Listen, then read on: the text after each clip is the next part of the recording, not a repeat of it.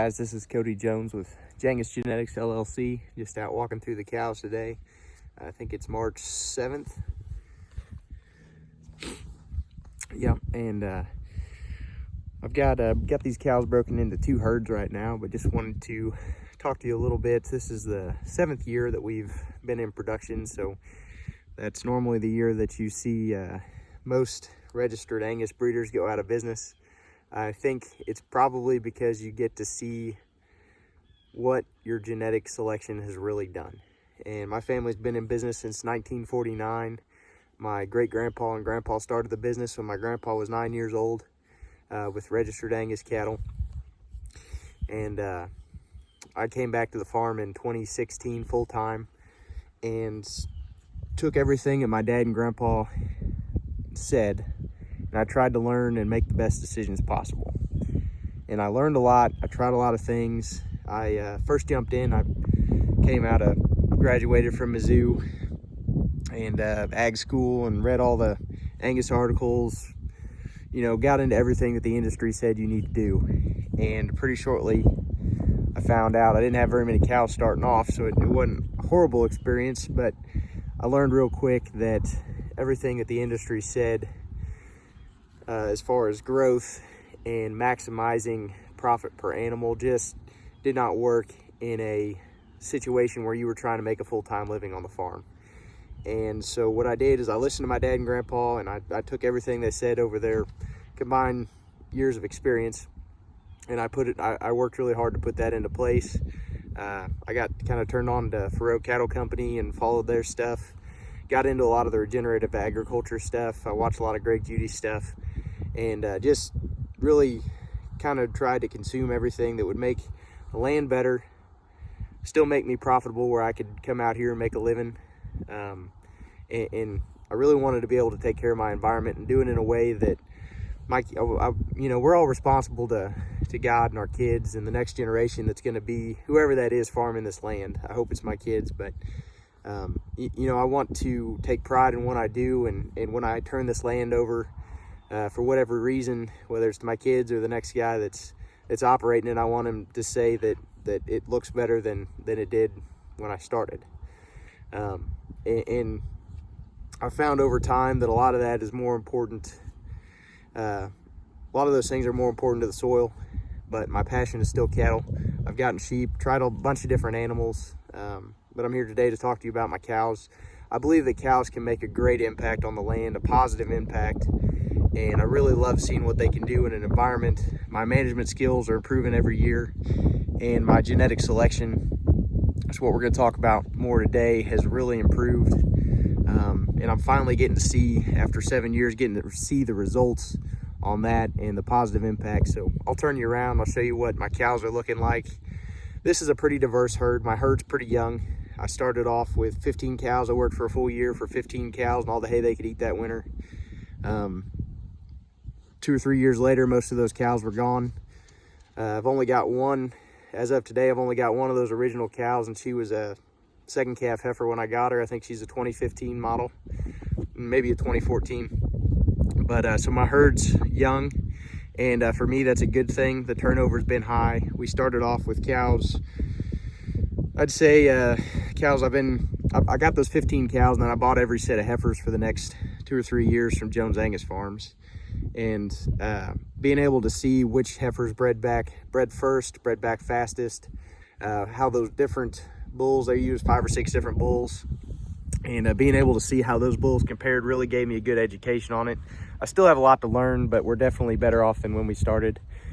So the females that I got were out of 5 or 6 different bloodlines on the bull side, quite a bit of genetic diversity on the cow side. They're ranging out of cows from 900 pounds to 1,600 pounds. So you can imagine the education I got there.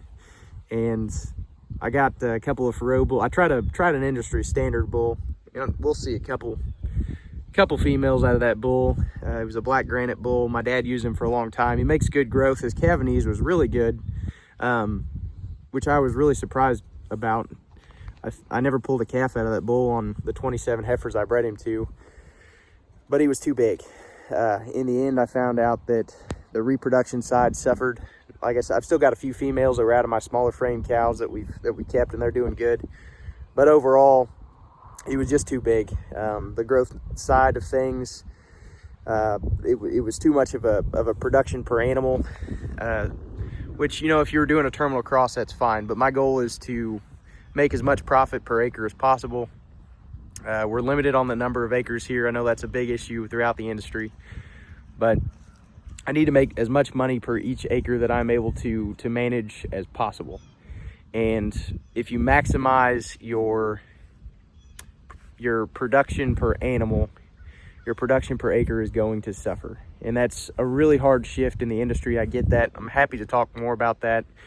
But basically it comes down to this.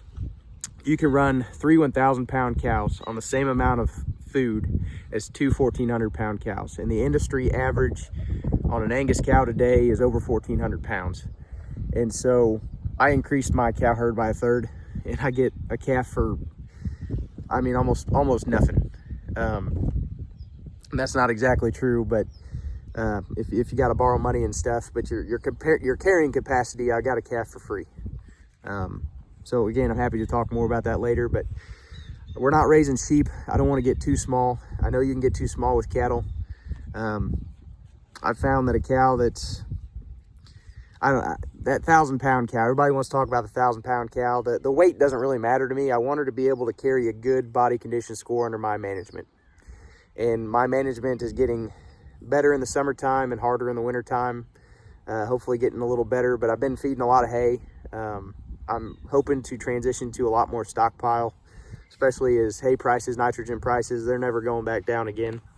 Nitrogen might fluctuate a little bit, but general trend's going up on all inputs. And to be more profitable and maximize that profit, doing it all on grass without having to buy outside inputs is big.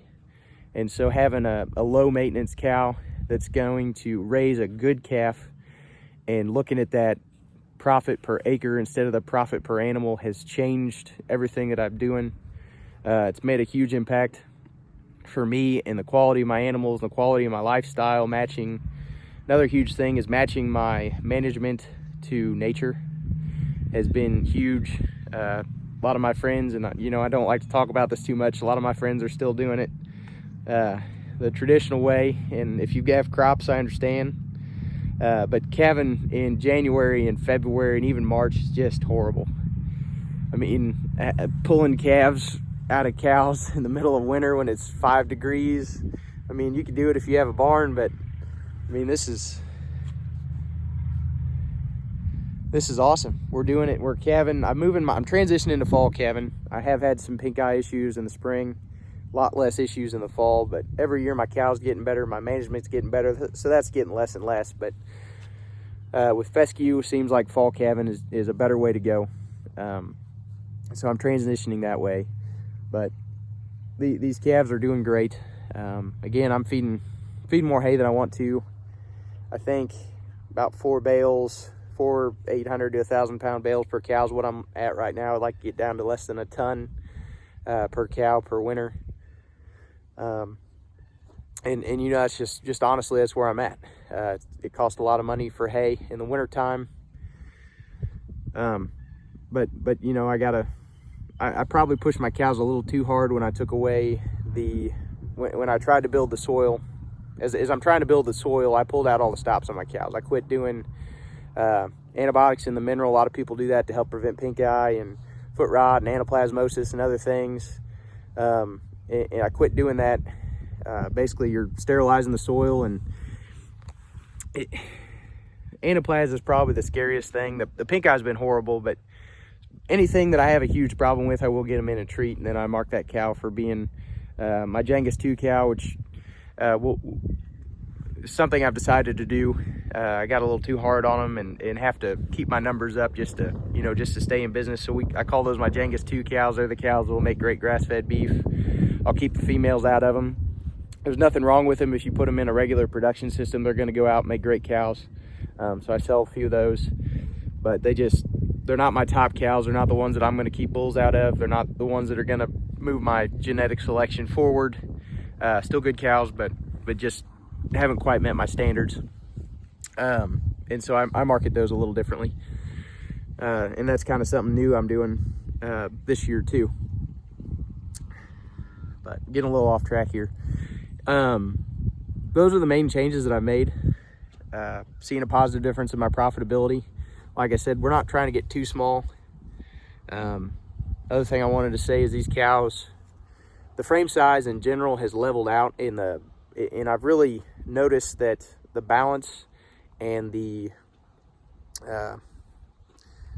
cookie cutter stamp, basically, I mean, everything's very similar. Can't think of the word I'm looking for right now, but the uniformity has really improved. And those are the cows, like I said, that are breeding back on time. They're doing everything they ought to be doing, having a calf every single year, breeding early in the breeding season, breeding back early in the next breeding season. They're staying fat through the winter, holding good body condition. That body condition is what allows them to breed on time and get bred back and maintain and grow a good calf. So I've got a lot of different animals in here. I've decreased my herd size, especially for the winter. Don't want cows on 6 different farms.